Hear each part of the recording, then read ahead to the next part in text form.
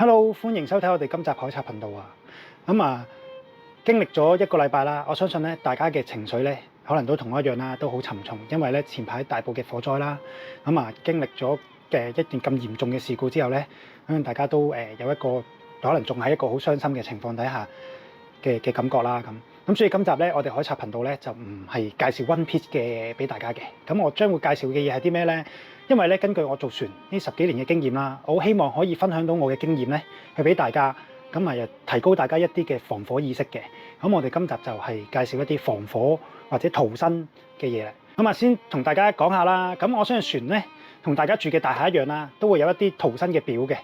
令到大家知道啦，你嘅消防喉啊或者滅火筒啊嘅位置喺邊啦，防火門位置啊、逃生窗嘅位置。咁其實咧，除咗大廈嘅逃生位置之外咧，亦都要知道啦，屋苑入邊一個逃生集合點喺邊嘅。記得要留意下啦。因為其實可能下面有啲公告咧會寫，就好似我哋船咧都會有一個一個緊急嘅集合點嘅。咁點解呢個逃生嘅集合點會咁重要咧？就因為咧佢係負責啦點人數啦，亦都知道咧屋苑入邊有啲咩人啦咁亦都咧有啲咧可能咧已經係一早喺街嗰度就話俾你睇屋企有冇呢啲人喺度啊，又或者原本之前人口普查知道入邊有幾多人，咁佢就可以點到人數嘅地點嚟。咁亦都咧方便咧大家去揾到大家嘅親屬啦、家屬啦嘅位置。所以咧點解要咁清楚個逃生嘅集合點就咁解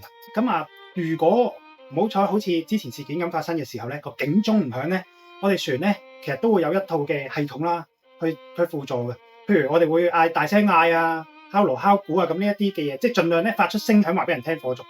如果大廈嚟講，除咗呢一啲聲響之外啦，咁其實我哋 lift 都會有一個鐘撳，咁我哋都可以試下究竟撳嗰個鐘會唔會響啦。咁但係當然，如果你見到個火災哇好犀利嘅時候，根本門都出唔到嘅，咁我當然都唔係建議你話，我一定要離開個單位住先，因為咧你最主要你要睇下究竟個火接唔接近你啦，個煙係距離你有幾遠啦咁。咁如果真係好近嘅時候，通常啲消防員咧都會介紹大家啦，都係會喺一個安全嘅地方暫避，譬如喺屋企啦，準備啲濕毛巾啊、攝門罅啦，盡量咧就趴低個身啦。咁點解要趴低個身咧？因為煙係向上升，甚至乎你出去逃生嘅時候咧，都係要向下行嘅，而唔係向上嘅。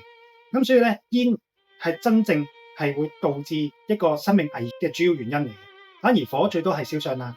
咁但係濕毛巾其實以前咧好多人都話濕毛巾係咪愛嚟揞住口鼻咧咁？其實呢個咧相信大家會睇翻好多嘅報道都會話，其實呢個係唔建議。因為點解咧？因為濕毛巾如果我哋仲揞住自己嘅嘴，其實本身已經呼吸唔係一個好輕鬆嘅環境底下，仲要加重咗自己嗰個呼吸困難嘅話咧，就會更加容易會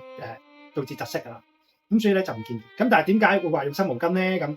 因為濕嘅毛巾佢會有一定嘅耐火程度啦，亦都冇咁容易咧，即係會焫着先嘅。咁當然如果你話死啦，如果咁臨急臨忙，我哋都唔會知道毛巾擺邊嘅喎。咁其實我哋嘅衣物啦，所有可以濕咗之後會有一段時間先會乾嘅嘢咧，係全部都可以做到呢個效果。咁但係如果你話冇水咁點算咧？咁當然我相信用盡所有譬如可樂啦、茶啦嘅嘢都可以嘅。當然非酒精類嘅就一定可以做到呢個效果。所以如果萬一我哋喺船嘅嘢嘅危機應變就係第一時間要保持冷靜就咁解。因為有好多嘅嘢其實係隨機應變，咁我哋有呢個應變能力咧，對於呢個防火嘅意識就會好容易去清晰去點樣去做，點樣去解決，點樣去逃生啦。希望大家咧，我呢個少少嘅船上知識咧，係可以話到俾大家聽，令到大家提高到少少呢啲嘅防火嘅意識啦。防火嘅嘢咧就介紹到啱啱呢度啦。始終喺船上面咧嘅防火知識，咁可能咧有啲係位置未必有咁好啦。咁希望大家見諒啦。咁另外咧，我好希望咧，講一啲嘅我嘅感想分享啦，咁我都知道經歷咗呢一啲嘢，咁有一啲嘅離別啊嗰樣嘅嘢，咁大家有睇過以前報道都知道咧，我爹哋啊或者我嘅好兄弟啊都會有呢啲嘅情況出現過。我知道嘅呢一段時間咧，要去面對好多嘅嘢，係會有啲情緒上係會好辛苦嘅。咁但係咧，好似 One Piece 入邊咁講啦，其實佢哋都係活喺我哋心入邊啦，而且我成日話。我哋係活着嘅人咧，係需要為畢業嘅人啦，連埋佢哋嘅一份去努力，繼續向前。我哋係講，即係我哋 One Piece 係講夢想咯，希望大家都唔好放棄，係啦。我覺得今次事件大家都睇到香港人係好犀利，咁我覺得好感動嘅，所有嘅嘢都我亦都希望我可以盡能力去鼓勵到大家，就好似我點解會做晒記錄啊，做個倉，就係希望可以繼續鼓勵到大家，都希望而家即係經歷咗呢啲事之後嘅人都係可以繼續向前，繼續加油。咁我哋下一集再見啦，拜拜。